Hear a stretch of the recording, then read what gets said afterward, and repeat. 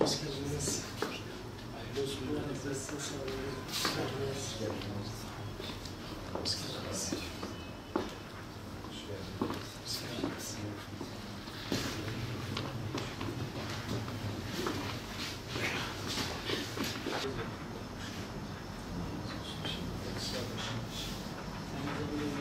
Hayırlı olsun.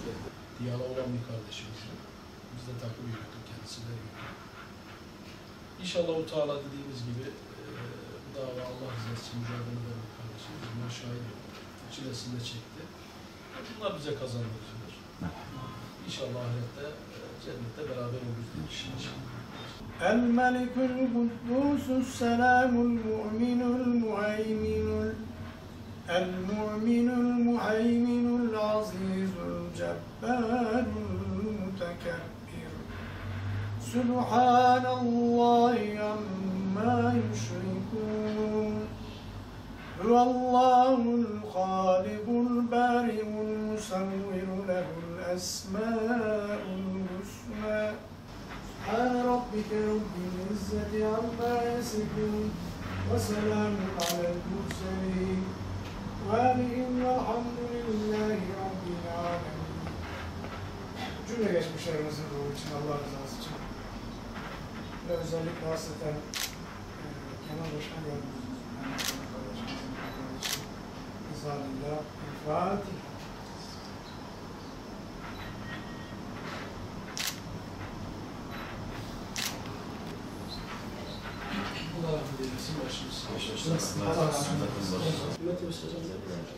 Hem gerek İslami kişiliği olsun, gerek insani yönüyle olsun, topluma gerçekten ayrı bir değer. Gerek Müslümanlar, Hüdapar camiası olarak, gerek İslam aleminin tamamı. Görüştüğü bütün insanlarla çok ciddi, çok güzel diyaloglar olmuştu. Rabbim rahmet etsin inşallah. Allah bu dava için çalışanlara muzaffer kılacak.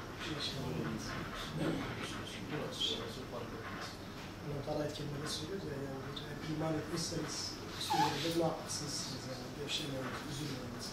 İnşallah bizler de gevşemeyin, üzülmeyin, bu davayı en güzel şekilde yerine getirmemiz lazım. Hizmet edersek bizim için fark etmiyor. Önemli olan hizmet yapabilmek inşallah. Rabbim bize hizmet etmeyi nasip etsin. Amin.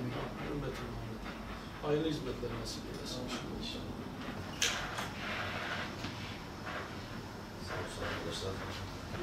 Yani buradan daha da geniş oluyor. Önceki yerde çok yüksek bir oluyor.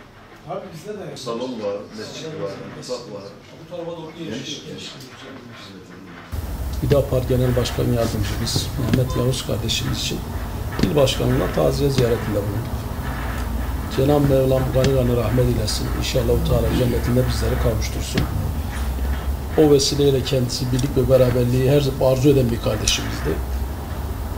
Sizin biraz önce söylediğiniz gibi herkesten diyaloğa uyaman bir kardeşimizdi. İnşallah bizler de onun yolunda gidenlerden eylesin. Teşekkür ederiz.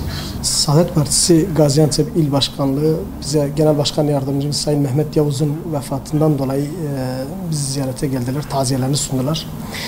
Biz de Saadet Partisi Gaziantep İl Başkanlığı'na ayrıca teşekkür ediyoruz. Allah onlardan razı olsun. İnşallah Cenab-ı Mevlam'la hep bu davada bizlere sabit kılsın. Bildiğimiz araçlar farklı olabilir ama hedef ve istikametimiz aynı. Aynen.